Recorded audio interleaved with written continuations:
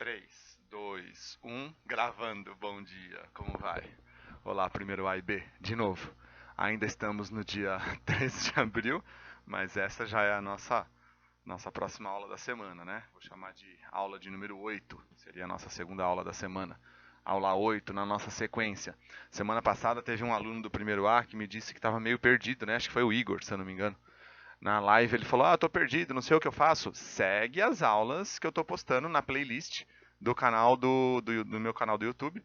Segue aí a sequência das aulas, as aulas do primeiro ano, tem a playlist de primeiro ano. Segue, essa aqui já é a aula de número 8 e vocês precisam estar fazendo a sequência da apostila, completando a apostila, vai colocando certinho no exercício, tá?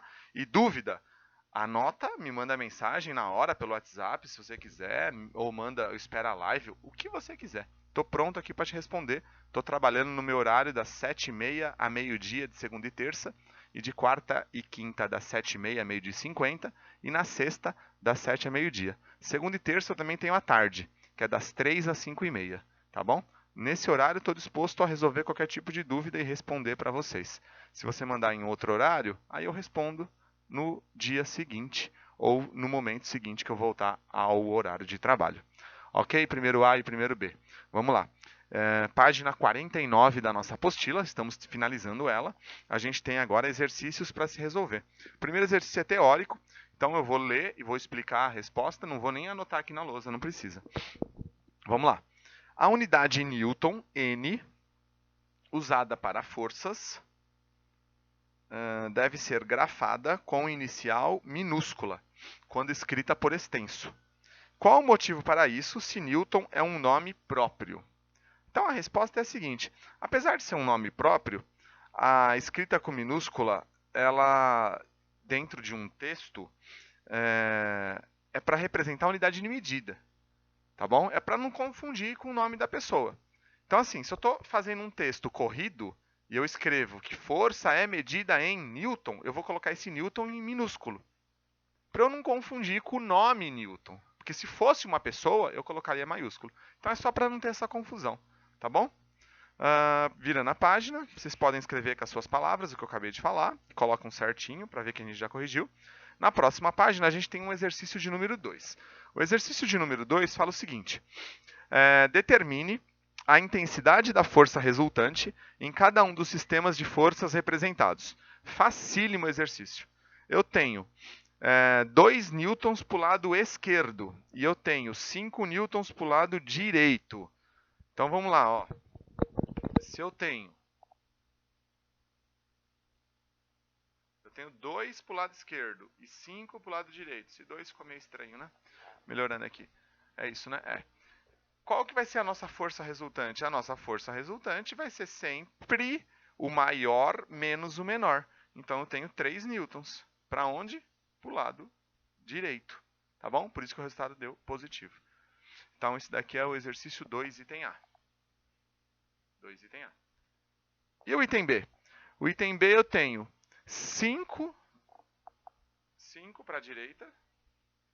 E eu tenho também 2 para a direita. Qual é a minha resultante? 5 mais 2. 7 para a direita. Coloca em número e desenha a seta, tá bom? O item C. O item C é aquele que a gente usa a regra do bico no rabo. Tudo bem? Que você vai colocar o bico de um no rabo do outro, vai fechar, é aquela que a gente faz com o teorema de Pitágoras. Então vamos lá, ó, item C. Eu tenho 3 para cima, eu tenho 4 para cá, e aí eu fecho, bico no rabo, X. Esse é aquele famoso triângulo que a gente já conhece, que é o triângulo 3, 4, 5. Então, se você fizer aqui, né, o teorema de Pitágoras, x ao quadrado é igual a 3 ao quadrado mais 4 ao quadrado. Isso daqui vai dar 9 mais 16. 9 mais 16 ao quadrado, né? 9 mais 16 vai dar 25. Raiz de 25 é 5 newtons. 5 newtons. Outra coisa, pensando ainda naquele exercício 1. Aqui, ó, nossa unidade de medida, ela está maiúscula, porque ela não está no texto corrido. Lá a pergunta era sobre o texto corrido. Deixa eu só fechar aqui uma notificação. Ok. Tudo bem? Vamos lá. Exercício agora de número 3. Determine o módulo da força resultante em cada um dos sistemas representados a seguir. Simples também, tá? Vou fazer aqui nesse espaço que está sobrando, deixar a apostila virada para cá, que está mais fácil, que eu estou sem óculos e hoje não estou enxergando muito bem. Tem dia que a gente não enxerga bem. Exercício 3. Miopia é triste. Ó, exercício número 3, então vamos fazer assim. Ó. Primeiro, a gente vai fazer. Eu tenho 6 para a direita e 3 para a esquerda. Ó. Item A. Eu tenho 6 para a direita e 3 para a esquerda. 6 para um lado e 3 para o outro. Qual é a resultante entre esses? 6 menos 3 vai me sobrar 3 para a direita. Ok? Ah, mas espera aí, você está esquecendo dos 4 que estão na vertical subindo. Não estou esquecendo não. Então, esse aqui foi o primeiro passo. Ó. Vamos colocar aqui como primeiro passo. Primeiro passo. Esse foi o nosso primeiro passo. Aí o segundo passo é qual? Eu tenho 3 para a direita e eu tenho 4 subindo. 3 e 4. O que vai dar isso daqui? Olha lá, 3 para um lado, 4 para o outro. Não parece o de cima? Então a gente já sabe, né? É igualzinho de cima. Então x, a resultante deu 5n. Essa é a resposta do exercício 3, item A. Para fazer o 3, item B, vou precisar fazer aquela magiquinha de apagar a lousa. Pera aí. Bom, retomando aqui, luz apagada. Para fazer o exercício 3B, nós podemos escolher. Ou a gente faz, ou nós vamos fazer a soma que está na horizontal, ou a gente pode fazer a que está na vertical. Ó, vamos escolher fazer a que está na horizontal, tá? Eu tenho 5 para a direita e tenho 2 para a esquerda. 5 menos 2 deu 3 para a direita. Então, exercício 3, item B. Então, ó, de novo, para quem não captou. Eu tenho 5 para a direita e tenho 2 para a esquerda. 5 menos 2, 3 de força aqui. Eu tenho 1 para cima, 2 para baixo. Então, eu vou ter 1 para baixo. 1 para baixo. Aí eu fecho aqui o meu triângulo. Aí eu vou ter x² é igual a 3 ao quadrado mais 1 ao quadrado. Então, x² deu 9 mais 1. X deu raiz de 10. Nós não conhecemos a raiz de 10, então essa é a resposta. Parou por aí. Tá bom? O exercício 4 eu prefiro que a gente não faça, ele não é interessante que a gente faça agora. Ele fala algo sobre seno, cosseno. Ele parece um exercício que a gente fez lá atrás, que a formulinha dele era assim, ó. Se quem quiser testar, treinar, mas eu vou para as leis de Newton agora, não vou fazer isso com vocês agora não. Ele é assim, ó. Você vai fazer uma vez com seno e a outra vez com cosseno. Ó, e acho que é 37, né, que ele te deu o valor aí.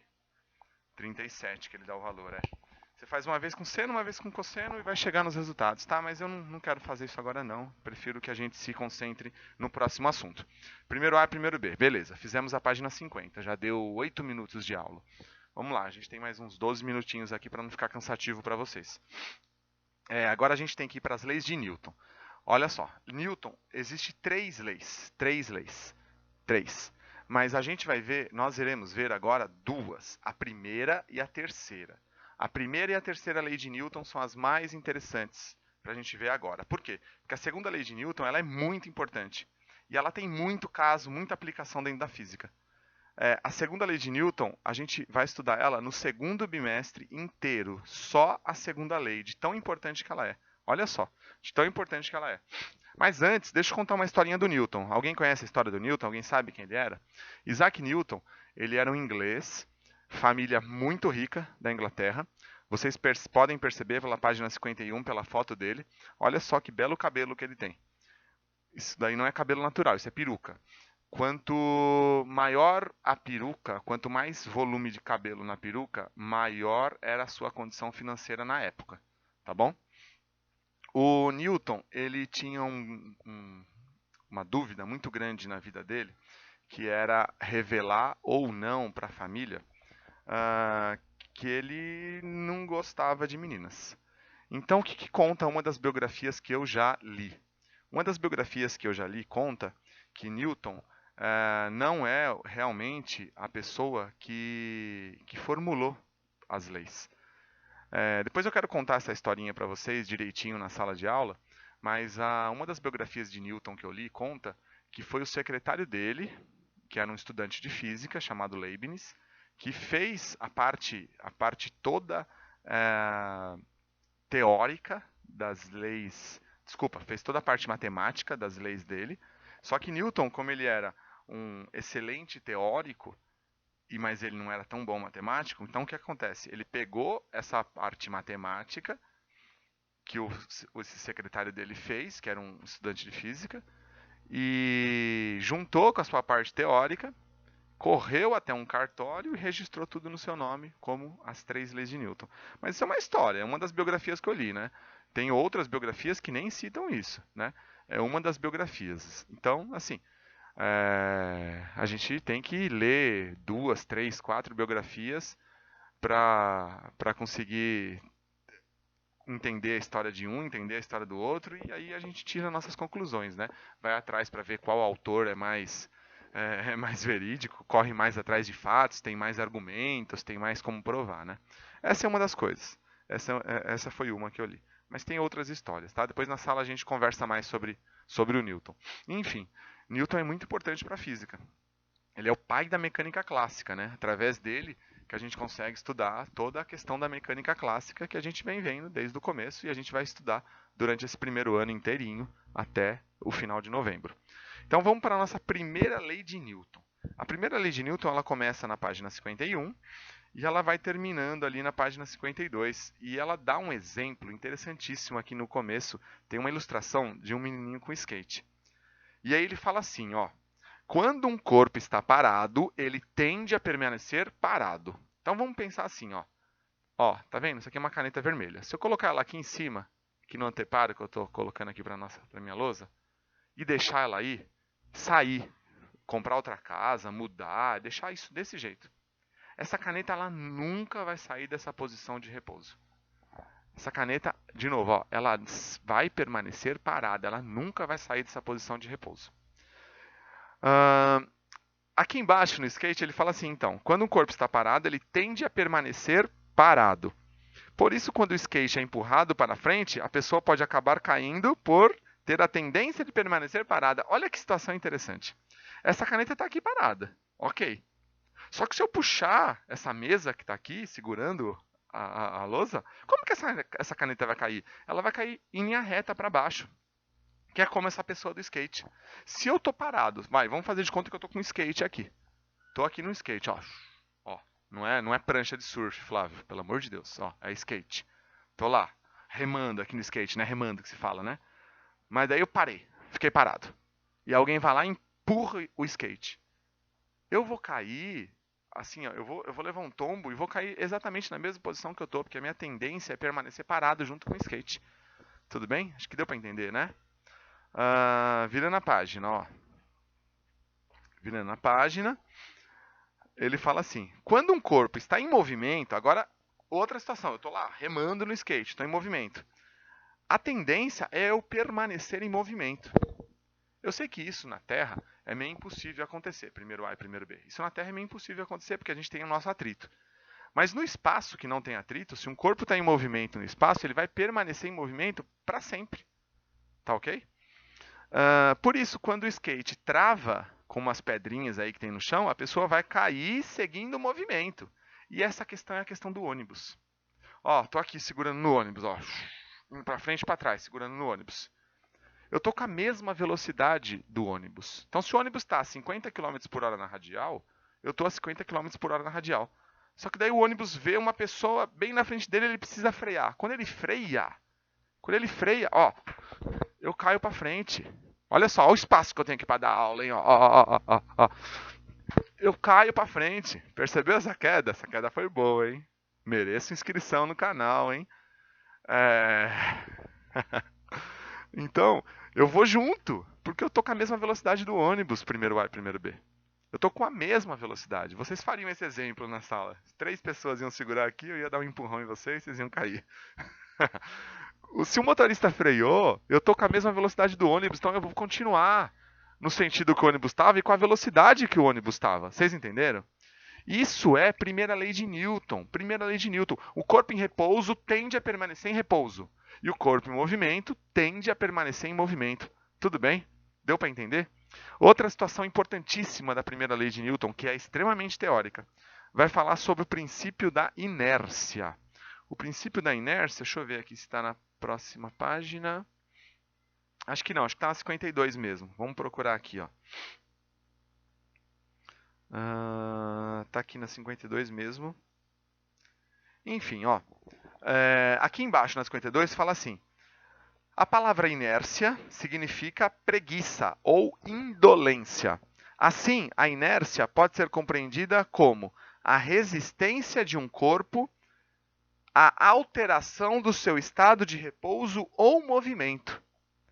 Então, por exemplo, quando eu estou em cima de uma balança medindo a minha massa, eu estou medindo a minha inércia. Estou medindo a minha inércia, ok? Eu vou dar uma travadinha aqui só para apagar a lousa, para escrever isso para vocês anotarem isso no caderno. Bom, vamos lá, retomando. Vou anotar aqui para vocês, que é a primeira lei de Newton, então, ó, primeira lei. A primeira lei de Newton, então, ela fala para a gente que um corpo em repouso tende a permanecer em repouso e um corpo em movimento tende a permanecer em movimento. Então, o que a primeira lei de Newton fala? Que seria legal você escrever no seu caderno. Então, ó, eu colocaria assim no meu caderno. Tendência de permanecer. Tendência de permanecer em repouso ou movimento. Tendência de permanecer em repouso ou movimento até que uma força seja aplicada e tire. Então, é isso que se fala a primeira lei de Newton. Fala também da inércia. A inércia é a medida do repouso ou do movimento de um corpo. Medida do repouso ou movimento do corpo. Ok? Beleza? Tranquilo? Primeiro A e primeiro B. Acho que deu para entender. Essa é a primeira lei de Newton. Aí a gente troca.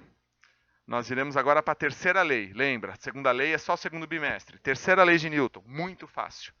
A terceira lei de Newton, já vamos anotar aqui direto, ó. Vamos fazer aqui uma separação. Terceira lei de Newton. A terceira lei de Newton fala o seguinte, que para toda ação existe a sua reação. Para toda ação existe a sua reação. Por exemplo, vamos lá, ó, de novo vou bater aqui na janela, ó. Bati. Do mesmo jeito que eu bati na janela, a janela bateu na minha mão. Lógico que a área da janela é muito maior que a área da minha mão, então acabou doendo muito mais na minha mão. Mas, por exemplo, se alguém vai lá e dá um soco no seu nariz, o mesmo soco que você deu no nariz da pessoa, teve a reação do nariz na mão da pessoa. O nariz também bateu na mão da pessoa. Então, para toda ação, tem sua reação. Essa é a terceira lei de Newton. E com o mesmo valor de intensidade, mas sentido contrário. Então, toda ação tem sua reação, com o mesmo valor de intensidade, mas sentido contrário. Um para a direita, outro para a esquerda. Né? Quando eu bato na janela, a janela bate em mim. Eu estou indo na direita, a janela vem na esquerda. Tá bom? Isso que fala aqui na página 53. E deixa eu ver aqui, ó, mostra um desenho legal, que é o desenho da pessoa remando aqui no caiaque. Bem legal. Tem um nadador que empurra a água para trás e aí a água empurra ele para frente. Tá bom? Enfim. Tem alguns desenhos aqui bem interessantes, mas a terceira lei é bem simplesinha e é explicada em pouquíssimos passos, tá bom? A apostila de vocês ainda vem mostrar na página 55, fala rapidinho sobre a segunda lei. Só que a segunda lei é segundo bimestre. Mas ela mostra aqui, ó, ela fala o seguinte, que a segunda lei fala sobre força resultante. Que a força resultante é igual a massa vezes a aceleração, tem até uma fórmula na página 25. Tá bom? Nessa prova vai ser cobrado mais a primeira e a terceira lei. A segunda lei vai ficar para o segundo bimestre, tá ok? No nosso próximo vídeo, da aula 9, eu vou resolver esses exercícios, indicar alguns do caderno de atividades. Então, na próxima aula, a aula 9, que seria a terceira da nossa semana, eu resolvo os exercícios dessa apostila, indico o caderno de atividades e dou dicas para o que vocês vão ter que estudar para a nossa prova. Tá bom? Até o próximo vídeo, primeiro A e B. Tchau, tchau.